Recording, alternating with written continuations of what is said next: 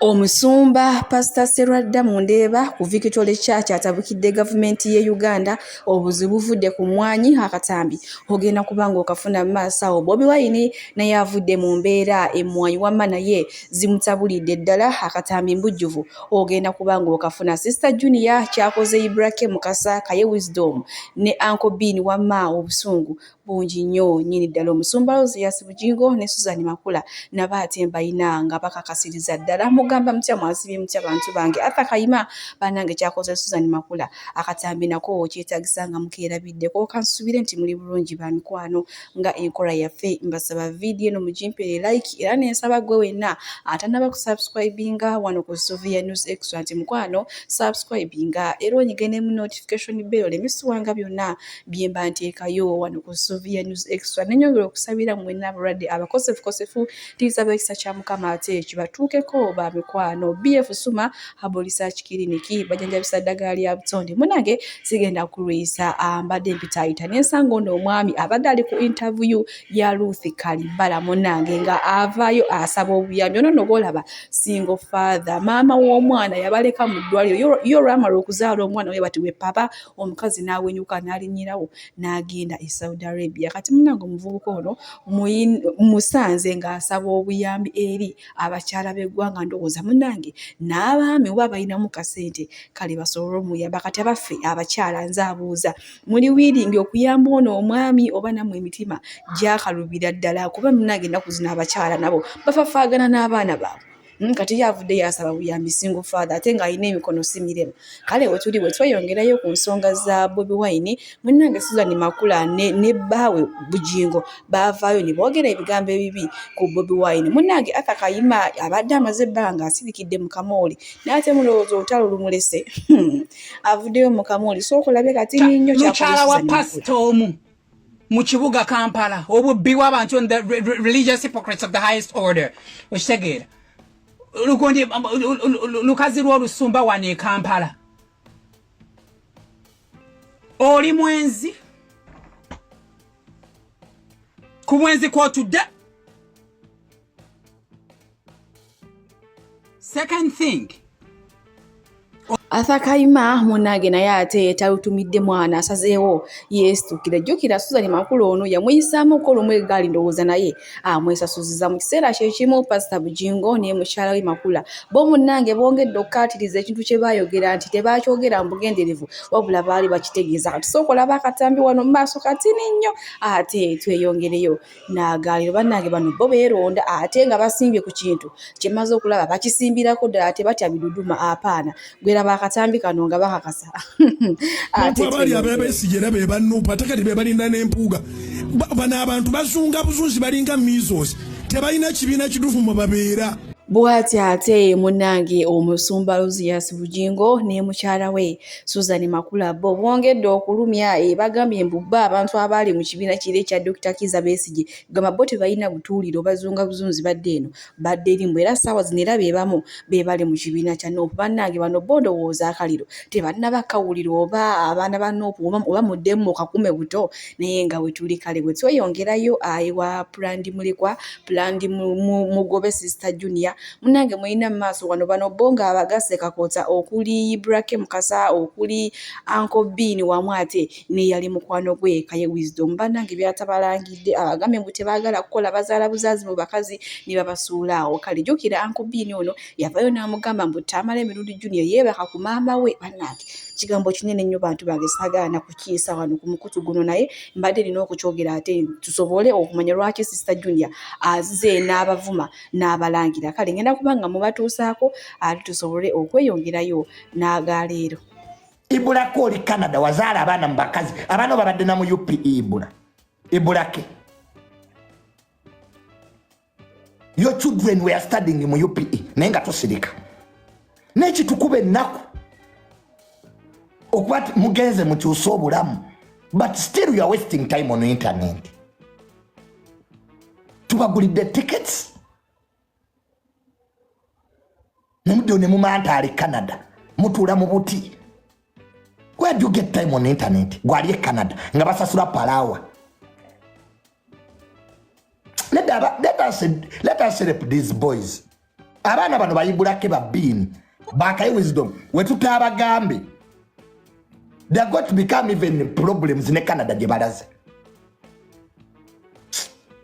People are serious ebweru omuntu taba na budde.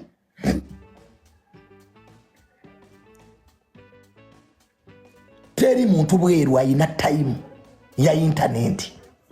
Nobody. Nze nina bakwano bange bagagga mu America tabira ku TikTok, tabira ku social media, obudde tabuyina. Bali bakola palawa. Buli awe itawo ze sente zofuna. Ne ali kufa abeka pala nze junior, I'm paid by the government. Nze government yensasula. Whether I'm sick, whether I don't go, they will pay me. I'm pensionable. Ndia ku pension of my dad. Kati owala noti omuntu ali ku pension. Nze ndia ku pension. Whether I sleep Monday neighbors. Today is a Monday. I'm here sleeping.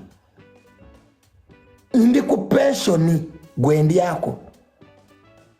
Kati goli Canada yasamiridde. Bana mwe munonye emirimo lumbuye oli mu mpuku ettake gyovumira kasuku lumbuye kasuku omusinga ki. That's why nze kati lumbuye sinza namuddamu.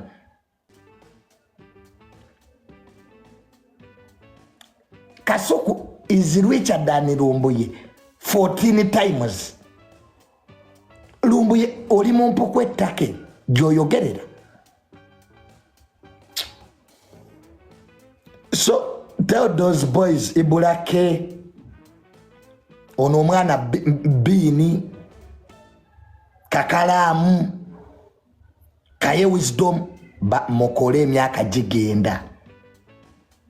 Wabula banange Brandi mulekwa Brandi mugobe sister junior abagambe banayi bavubuka emyaka gituyita ku Yesu okusanyuka nate nga nokola okola bano baba gaseka kota okuli Ibrake mukasa okuli Uncle Bini wamwate ne mukwano gwe yali mukwano gwe kubanga batijja bonnaawo ekaye wisdom abagaye banange mukole muleme kuwanganguka muleme kuva mu nsi yammwe wabula mukolera abaana bamwe muzala mbakazi ati ne mugano okubalabira kale bwe tweyongerayo ku mwanyi yo ekutte wansi ne wagulera nga maaso wano nina omusumba Sserwadda era nga asangibwawo mu Ndeeba ku Victory Church. Munange ono ye olwamugudde matu n'asitukirawo ate gw'ogwekyayi n'atabukira gavumenti abagaye bannange mutuleke takomyoko n'asoma n'essaala eri gye bayita vaawo mpite omunanga ate omulabe kugambo yabadde ayagala okuleeta akacyankalano mu nsi yaffe Mukama abiwugule era tubeere n'okukkiriza nti Mukama essaala eno agiwulidde ngenda kuba mu batuusaako. Nazzeeyeeka n'enjiddamu abagala okubba emmwanyi z'Abannayuganda abalimi nasabidde abakungu bonna baminisita bonna bekikwatako bonna nabawaddeyo ekibalya kibalye mangu ekibasaawa kibasaawe mangu.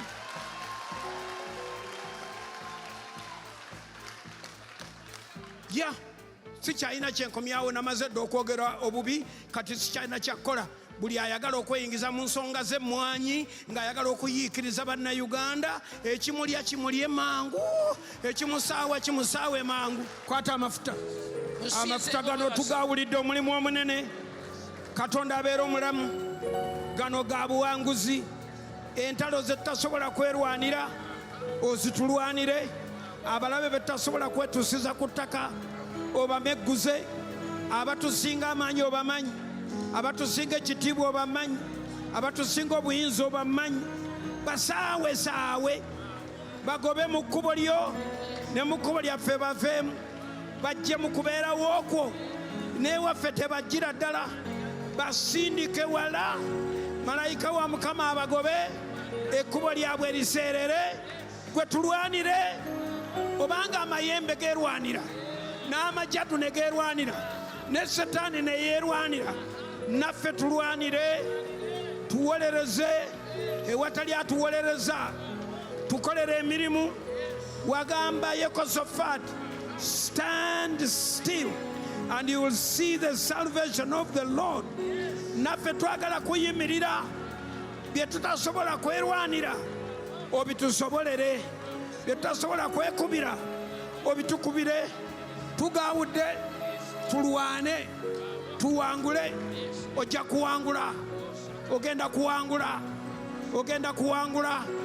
Yongera okwatula nti ngenda kulwangula, ngenda kuwangula, ngenda kuyitawo, ngenda kukiyitako. Kino kizibu naye mpitawo, kyamaanyi naye mpitawo, kizitowa naye mpitawo.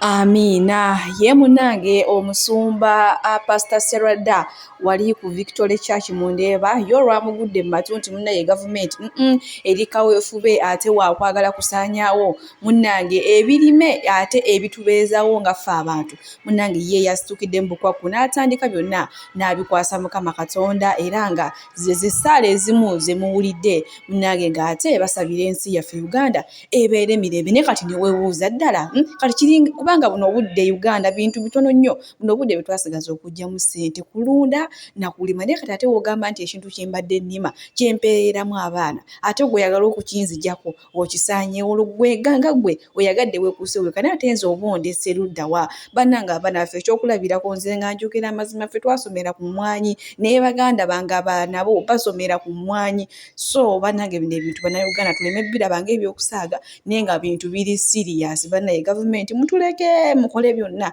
naye naye mwesonyiwa ate ebintu mwe tujja akasente, ebintu mwe tunywa kututa, ebintu mwe tugula ku tugoye ne twambala. So bannange ate muleme kutunyonyoota. Kisuukiridde era mu kiseera kyekimu ne Bobi Wine naye ngenda kubanga mubalekerako naye era ng'ate ayongera okukkaatiriza ku kino ekikolwa gavumenti kyeyagala okukola ekikyasinza okubeera ekibi ate eky'okutuggyako essanyu lyaffe ffe twebeerere. Agamba nti kati emmwanyi ayagala ginyiga mu minisitule ey'ebyobulimi naye nga minisitule nyingi bwe ziri. Waliwo minisitule y'ebyobulamu, Ministry of Health, naye under State House yateekawo Health Monitoring Unit naye nagiwa budget number eringa ministry. Tulina Uganda Revenue Authority naye yataddewo Revenue Intelligence Unit mu State House nagiwa budget naye eringa ya ministry. Tulina ekitongole kya IGG Inspector General of Government naye yateekawo State House Anti-Corruption Unit naye nagiwa budget eringa ya ministry. Yagamba nti ayagala kugatta zi ministries.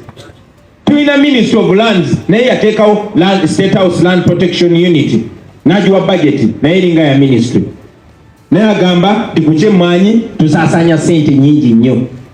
So njagala mumanye ti bino byakubasiruwaza naye ng'ekigendererwa kubaabuwaza agenza okulaba mu mmwanyi mugaggawala nnyo. N'agamba nazo kanzikwateko ate nga bwe munakkiriza nazajja zitwala. Museveni tagenda kyalina kyagenda balekera mujjukira banga toneriize era yagala kutwala ttaka lyammwe lyonna ng'ayagala kuyisa teeka nti gavumenti ate nga mumanyi Museveni ye gavumenti wano. Bw'aba yeegombye ettaka ajja buzi n'agamba lino ettaka gavumenti eryagadde yagala litwala tujja kubulira sente meka gavumenti ejjokkuwa. Abantu bamala kulemerako ekyo tekifa. So musaba muleme kusuula step mulemereko nnyo ku mulundi guno kubanga singa temulemerako baganda bange mujja kuba muwedde. Honorable Muwanga Kivumbi tukoze bulungi nnyo n'obitunnyonnyola mu detail yabyo.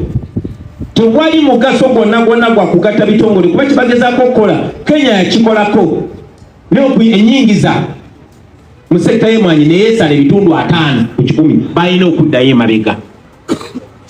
Kakati ffe yes emmwanyi yaffe si ya tefuna nnyo nga bwe tulowooza bweyina okufuna nga bwe yali efunyeeko gye bwava. Naye at least Uganda Coffee Development Authority ebadde eyambyeko abalimi era bino bikugambo biva mu balimi abalimi b'emmwanyi nga bo bagamba ebayambyeko nti buli mwaka wabaddewo enkulaakulana, wabaddewo growth mu bulimi bw'emmwanyi mu bungi bwe tufulumya n'omutindo gwe tufulumya. Obungi bwayo bweyongera ebitundu 3 ku buli 10 mu kufulumya emmwanyi wano. Jukira UCDA ebadde ekola okumala emyaka kati 33 nga tewali complaint balimi gye balinako. ne kakati bagaji scrapping out nga already statistics zikulaga nti ebadde growing. Sorry, growth ebadde 6.33. Eba enkula okula okutumbuka mu kufulumya emwanyi obungi bwazo zeeyongedde omwaka oguwedde 2023-2024 eyo financial year gweyongedde by 6.33 ku buli 100, obutundu 6 n'obutundu 3.3 ku buli 100 y'enkulaakulana y'emwanyi. Tweyongedde okufulumya okuva okusinziira ku mwaka buli omwaka twafulumya ensawo z'emwanyi 5,800,000 2022-2023 ne kakati statistics zikulaga nti omwaka guno 2023-2024 okufulumya emwanyi kubadde kwongedde okutumbuka. Twebaza bonna abapromotings emwanyi okuzirima n'ozifulumya nti kati omwaka guno guno gwe tulimu gwennyini financial year yennyini tufulumiza obusawo bw'emwanyi bubaaga 6,000,000 n'obutundutundu 13. So wabadde okutumbuka mu kufulumya emwanyi ne mu quality ne mu kuyingiza. Oba osindise ku biwandiiko bw'osindikizidde ku biwandiiko ebya Uganda Coffee Development Authority ojja kulaba nti omwaka guli twatunda emwanyi za $8,848. Nate financial year eno tutunze emwanyi za $1,000,000,000 namba mu $1,014,000 mu $1,014,000. So olabawo enkulaakulana. Kati enkulaakulana eyo mu kutunda emwanyi n'omutitimbe gwa ssente guno gwetwogerako Museveni agwagala nga tegugenda mmwe bannayuganda nga guli mu bantu be. Ekyo kyayagala era bwe munakikiriza bwe kigenda okubeera. Eyo engeri yokka gy'osobola okufugamu abantu nga wava ssente nnyingi naga wano wavaawo $1,000,000,000 namba n'omusobi. Kakati eyo sekita mugimpe ndikwasa abantu bange tebabalimba n'omulundi n'ogumu.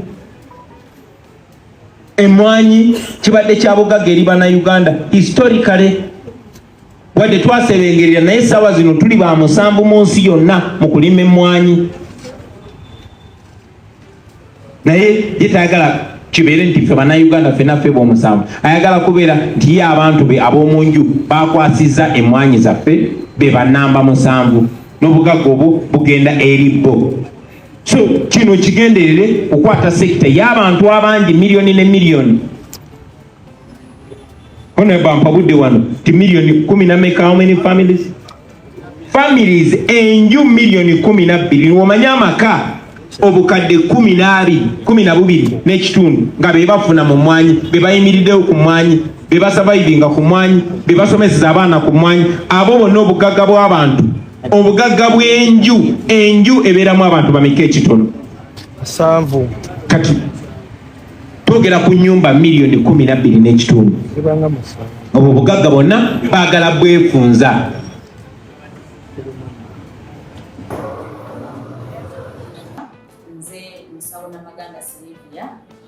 Era nga ndi musawo omutendeke ate era nga nkola n'ekitongole kyebayita Bright Future Superior Unique Manufacturers ebirungi. Kikola eddagala erya habo nga lirya 100% natural. Alina osteoporosis, alina rheumatoid arthritis, alina ebirwadde biri mutawaana bya joints, omugongo, afunye accident, bannange byose byenjawulo. Kaddio kitegeeza omutima, fasitula kitegeeza olina omuntu takyajjukira ebijjavude oluusi yeerabirayo, alina alzheimer's, memory loss, olina omwana takola bulungi mu kilaasi. Bannange omuliza akyankalana eddagala likola bulungi ku baana. Tulinamu kati nga kano kebayita prostate relax. Kano akadagala kayamba abaana okutangira prostate cancer, kabayamba alina prostate enlargement. Bannange olina kansa atandiikiriza ali mu stage esookuba ey'okubiri. Mugambe oba sisitawo oba bratawo oba mukwano mugambe ajja kusangala kufekano tagenda kuddamu kulowooza ku ebirwadde. Enkwaso ze tezimala kamuyamba okuyingiza enkwaso ze nokuzikyawo. Bannange tuna expowerman bw'abanga alina enkwaso ze tezimala kano kayamba okuyingiza enkwaso ze afuna premature ejaculation bw'aba tuse mu kisaawa amala mangu kano kandida oba any harmful bacterias